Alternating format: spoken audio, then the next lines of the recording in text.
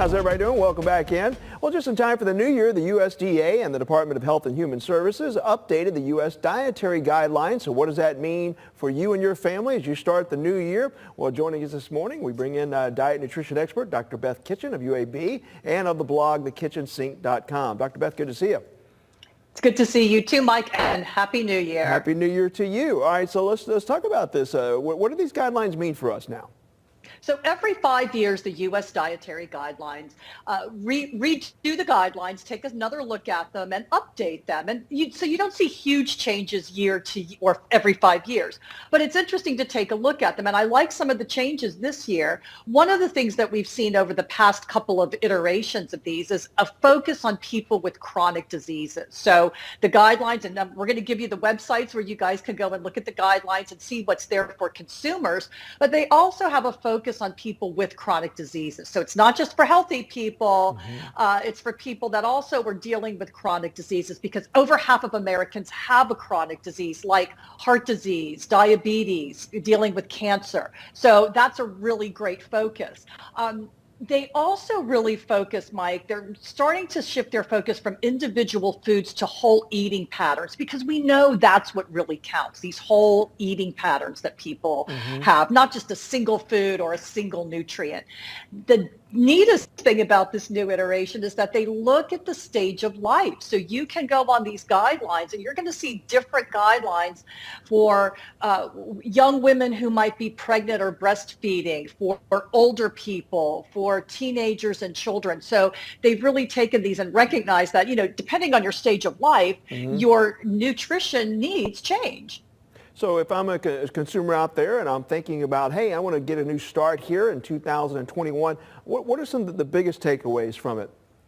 Right. So when you go to the website, there's all this stuff for health professionals, because we use these to put for our studies, for our programs, for all that kind of stuff. But skip all that and go down to where it says consumer information. And there are three really great things that you'll see there. First of all, you'll see the general brochure that you can pull up and just see sort of an overview of, you know, kind of what healthy eating looks like. But the two things that I really like, Mike, are the section on eating healthy on a budget, because a lot of people want to eat healthier, but it can be more expensive. Yeah. So if you go here, you'll see lots of great tips for how you can make cooking easier, but also more economical, healthy cooking.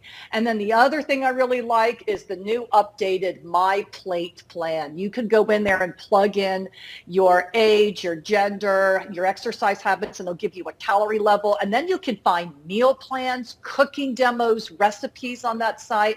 And let's face it, that's what we really need to eat healthfully. Everybody knows that they should eat healthfully and probably has a sense of what that looks like. Putting it into practice is harder. And that's where the My Plate plan can really help you. So take a look at that website.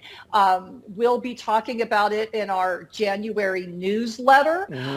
So go to nutrition trends at uab.edu. Okay. That's our email, and you can get on our mailing list. Yeah, I was trying to look up the website there to go to there, but I know there's an app that's connected to it too, right? So it's dietaryguidelines.gov, right?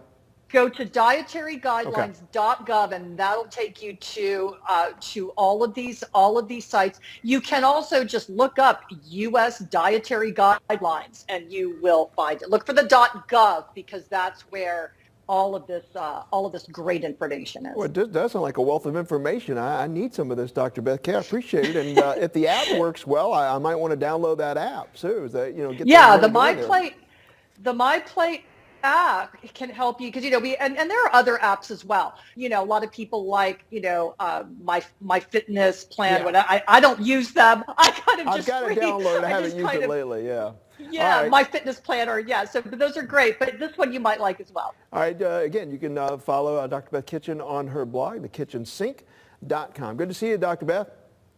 Good to see you too.